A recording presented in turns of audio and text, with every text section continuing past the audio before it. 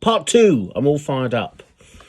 Yeah, I mean, this is spoons don't get much better than this. This is the best Channel Islands tablespoon I've ever handled. It's fabulous.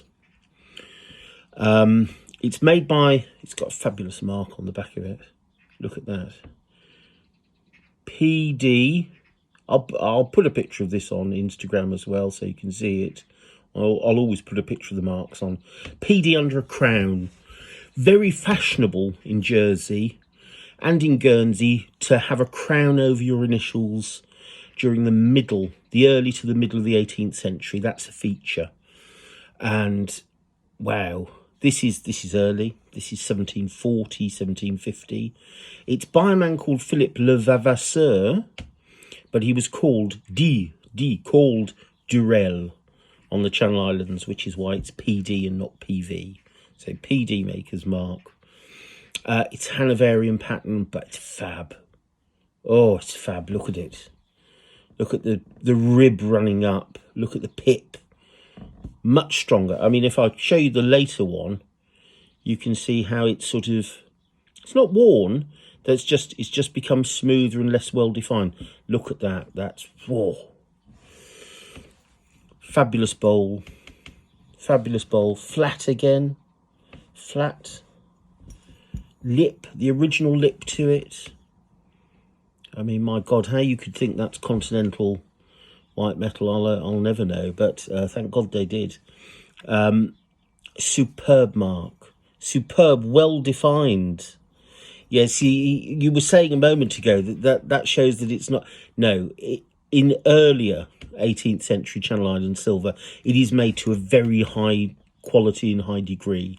So you will get a pronounced pip, but only on the earlier spoons, pre-1750, and only by the best makers.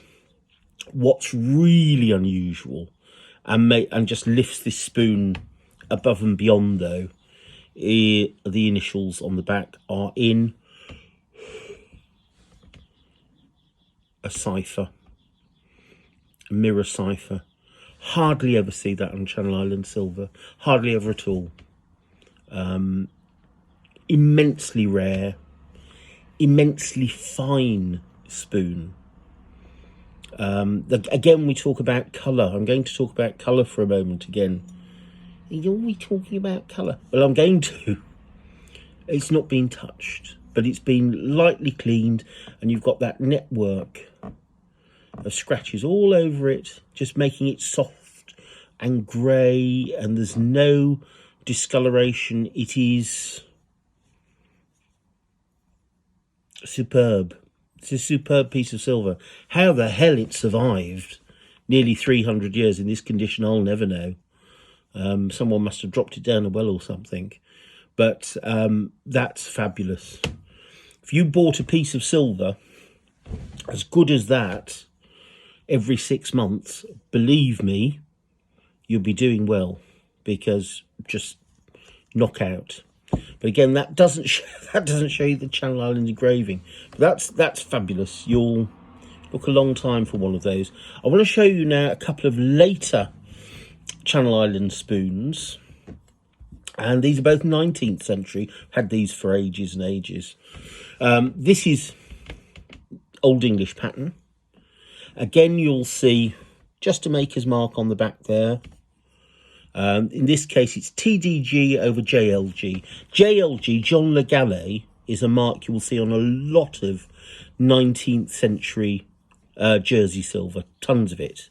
Tons of flatware. You overstruck lots of things.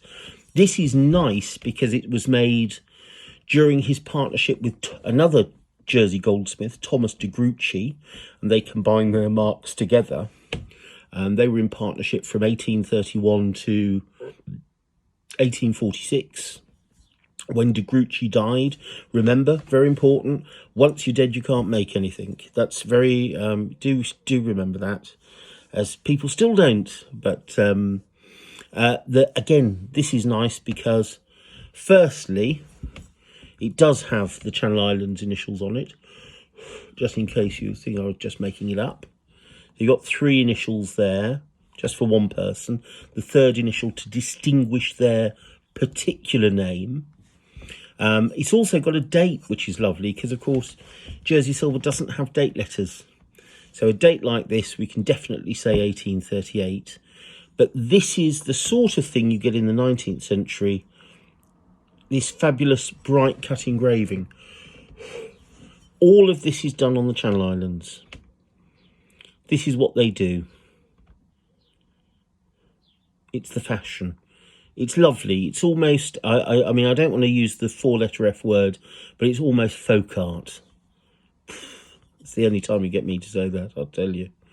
And again, look at the rudimentary, see, very linear, very flat pip and ribbon. Now it's almost become a caricature of itself. But that's struck on a Jersey die, because this is a Jersey made spoon. This is entirely a Jersey made and decorated spoon of the 1830s. And that's a rare thing. So if you decide to collect this stuff, these are rarer, much rarer than the spoons that come in from Exeter and later London, and very later on Sheffield in the 20th century, that have been decorated and overstruck. This is made in the Channel Islands. It's made in Jersey, and it's all because it's quite light gauge. You'll see that often the 19th century Jersey spoons are a much lighter gauge, much thinner, but you get that, just that very lightly defined decoration on the back of the bowl. And here is a later Exeter example, and there you see, now you see that's quite a hefty spoon. That's Exeter, but all of the decoration is done on the Channel Islands. It's overstruck by Channel Islands watchmaker, jeweller and silversmith John Pope Genge. You'll see a lot of his marks on the later Exeter pieces, and this has 4 initials for one name, E-R-E-G, all in script. And again, that's the Channel Islands thing to look out for. And really, from about 1850 onwards, 1840, 1850, you start to get lots of London silver overstruck by John Le Galley, and you get lots of Exeter silver overstruck by Le Galley and people like Genge. And then into the end of the 19th century, into the 20th century, you get marks of people like Charles T. Main. And again, the feature they will all have in common is they will all be profusely bright cut engraved. And you get different designs. This is a slightly different one, but you'll often get this area here done with wheat sheaves. Very popular. You'll often get on the back of them, they might be engraved as militia prizes, or on the front here, because there are lots of militia spoon prizes given in the Channel Islands in the late 18th, early 19th century.